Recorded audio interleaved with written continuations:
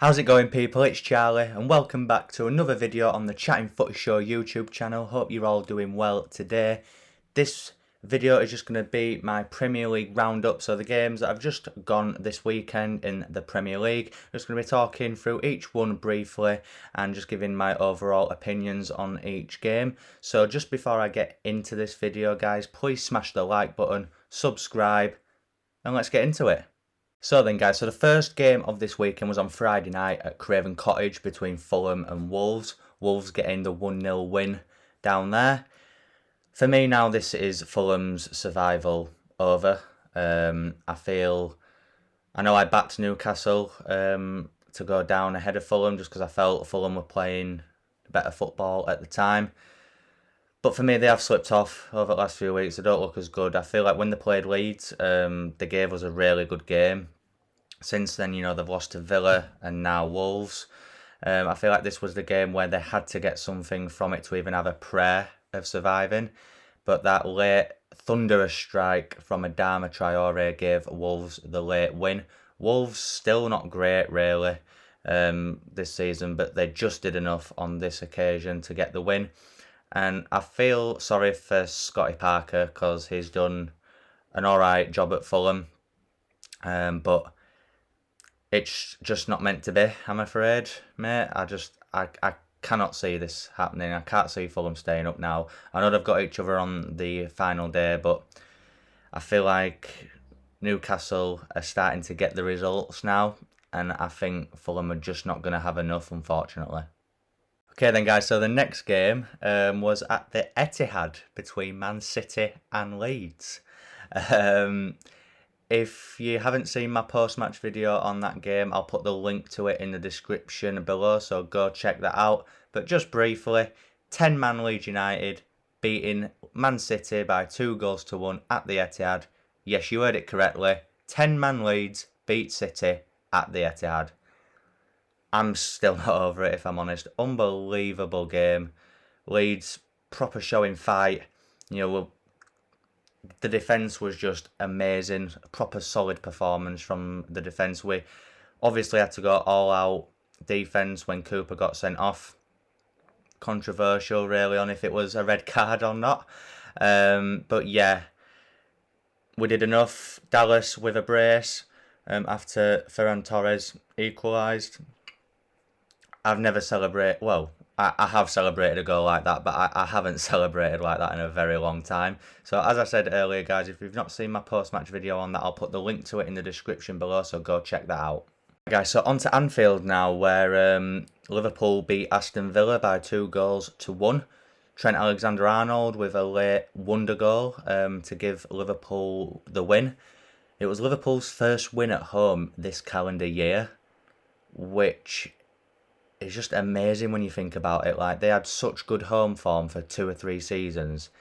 I know they've had their injuries and that this season, which could be a factor to their poor season.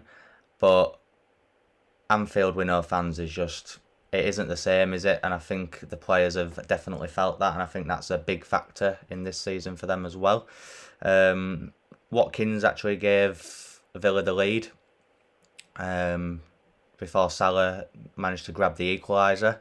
And you thought the game was just going to head to a point for each team. And then Alexander-Arnold with a beauty of a finish to give Liverpool that win in added time. Southgate was at the game as well, so it gives him an even bigger headache on who he should take to the Euros. There's a lot of speculation at the minute that is maybe not going to take Trent.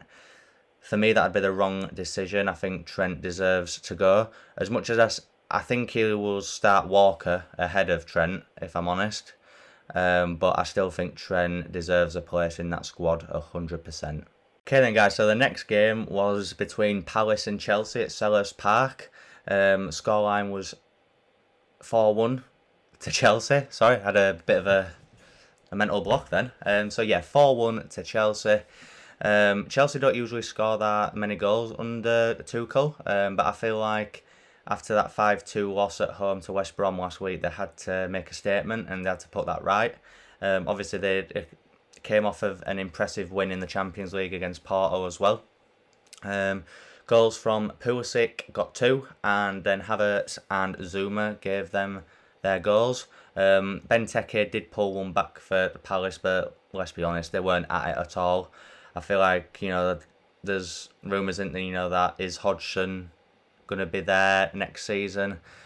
They've got a lot of players that are out of contract this summer, so I feel like Palace, they'll probably stay up this season, but next season we could see them fighting to stay in this league. I mean, as for Chelsea, they've got the second leg against Porto this week now.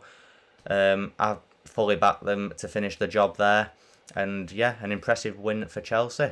Right guys, so on to Turf Moor, where Burnley met Newcastle. Newcastle getting the 2-1 win away from home. Goals from Vidra, who gave Burnley the lead, and then Jacob Murphy and Alan St-Maximin with the goals for Newcastle to give them their win. How Steve Bruce is going to keep Newcastle in this league, I do not know. I think he will now. I think after Fulham's result, as I said earlier, Newcastle should do it now, even though I think their brand of football is way worse than Fulham's.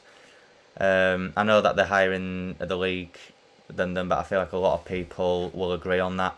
Newcastle's football is awful. I know they're picking up some points recently, but for me, Bruce needs to pack it in at end of season. If they offer him a new deal, he won't turn it down because they're his spoiled club, but it's just embarrassing now, if I'm honest. I would hate to be a Newcastle fan at the moment. I feel sorry for him, I really do. As for Burnley, I mean, Burnley are just Burnley, aren't they? They'll stay up, but they're always roughly in the same place that they are pretty much every season. They always do just enough to stay up, don't they? We still have to play them. I think we'll easily beat them, if I'm honest, in a few weeks. But yeah, Newcastle should survive now, though. On to the London Stadium now, guys, where West Ham beat Leicester by 3-2. What is it with West Ham lately? Like, that's 3 games in a row now where they've gone 3-0 up, and then either drawn the game or very nearly drawn or lost it by conceding 2 goals. I mean, again, Lingard is on absolute smoke at the moment. He is unbelievable for West Ham. They'll be praying that they make that deal permanent this summer, which I think they could do, because he looks like he's really enjoying his football there, and it's good to see. 2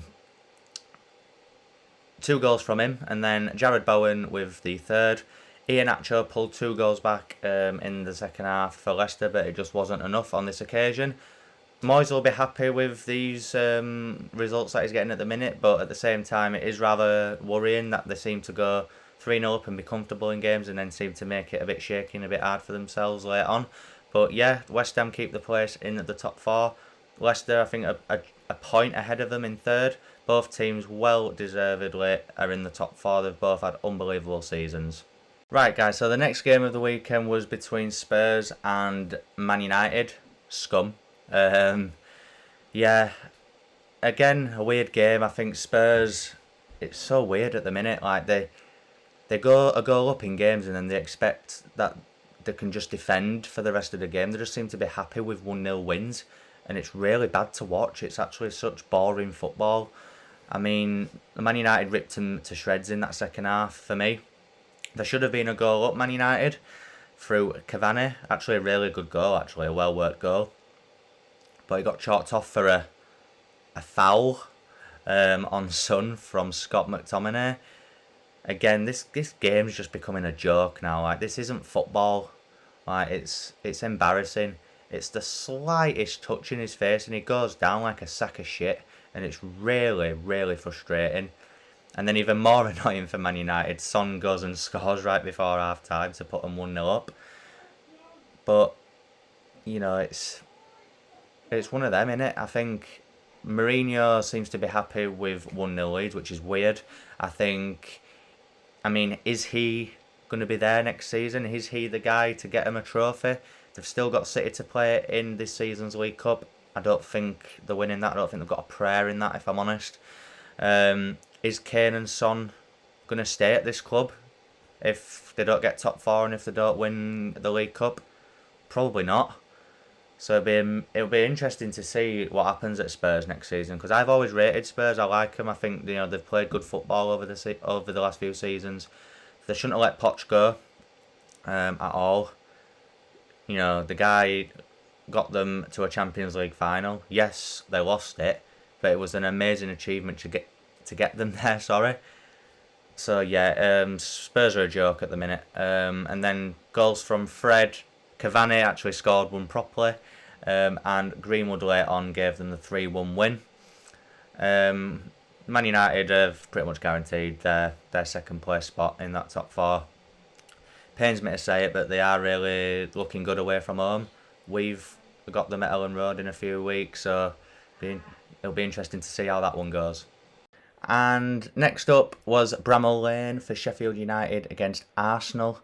Arsenal getting the 3-0 win over the Blades. Paul Heckingbottom, eh? I mean, what a man.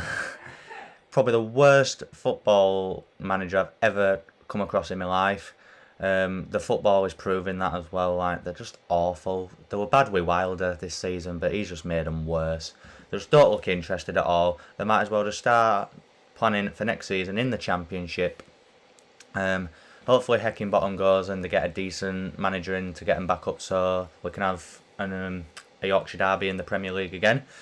But Arsenal, Arsenal haven't had the best of seasons either, if I'm honest, but they've absolutely dominated Sheffield, which isn't hard to do really, let's be honest. Goals from Lacazette with 2, and Martinelli gave them that 3-0 win. Sheffield, we knew that they were going down anyway, even if they'd have miraculously got anything from this game. Arsenal are now 9th, level on points with a certain Leeds United, on 45 points. So yeah, I think Arteta's still trying to build something there, isn't he? So we'll see if he manages to do something with them next season. That's a lot better than this. On to last night's fixtures now, and the first one was West Brom against Southampton at the Hawthorns. West Brom 3, Southampton 0. What is it with West Brom now? Like, West Brom seem to be scoring goals for fun. I mean, they couldn't hit a barn door a few weeks ago, and then they score 5 at Chelsea, 3 against Southampton. Scored 8 goals in 2 games. Like, what's all that about? Allardyce has finally seemed to have got them playing, but is it too little too late? I mean, is the Great Escape on for West Brom? Could Newcastle still be dragged into the bottom 3 but alongside Fulham rather than instead of Fulham? I mean, there's so many possibilities now. I mean, personally, I see the bottom 3 staying as it is. I still think West Brom will go down. I do think it's going to be too little too late, but I hope they prove me wrong, because it will certainly be an entertaining end to the season. Southampton, I mean, wasn't really surprised that they got beat. I didn't think it were going to be 3-0, but I kind of fancied West Brom. Southampton have not had a great season at all. They've been on a really poor run of form. There were people saying that Leeds were going to get dragged into a relegation battle, but yet at one point they'd lost 10 out of 12 at one point this season, and their fans weren't even that worried, so that just shows you. They were top of league at one point, weren't they, Southampton as well? Like, what a decline that is. But yeah, really good win for West Brom, and we'll see if they can pull that Great Escape off. So the final game of this weekend, and the last game of last night as well, was between Brighton and Everton at the Amex. A stalemate, so it's a 0-0 draw over there. I'll be honest, I've not watched the game. I've just seen little bits of like highlights, and it looked quite boring, if I'm honest. The one positive to take out of that game is how good Basuma played for Brighton. He looks like a really good talent, and I've heard certain Leeds fans say, like, would we go for him and things like that. He does look like an interesting prospect. I'd personally go for a Rodrigo De Paul over him. But I feel like he'd be a good option if we fail to get Rodrigo De Paul. Yeah, he looks like a really good player. As for Everton, from their perspective, it's a big chance missed in order to try and push for the Europa League. Now that they've dropped points, I mean, could Leeds push for the Europa Conference, as we say? Who knows? I mean, I'll just be happy with our season as it's been going, if I'm honest. But Everton, the signings that they've made this season, they should have been either a definite for the Europa League or they should have been maybe pushing for Champions League. I feel like the signings they brought in were that good. You know, James Rodriguez, Allen, Decore, Ben Godfrey. You know, they've signed some really good players in the summer, and it's just not quite worked out as they planned. But I feel like if anyone can get them into Europe, it's Carlo Ancelotti with the bags of experience that he's got. As for Brighton, I mean, they will stay up, but they've started to come a bit better of late. I mean, we have them in a few weeks, and they're the only team in the bottom 7 to have taken points off us this season. So we owe them 100%. But boring game and a boring end to this weekend's fixtures. So then guys, if you've enjoyed this video, please smash the like button, hit the subscribe button. I'm wanting to get to 100 subscribers as soon as possible. Help a guy out. Please hit that subscribe button. It's the first goal that I'm kind of wanting to meet. I might start doing the odd watch along here and there if I get to 100 subscribers. So please help me out there. And yeah, I'll see you in the next video, guys. Thank you.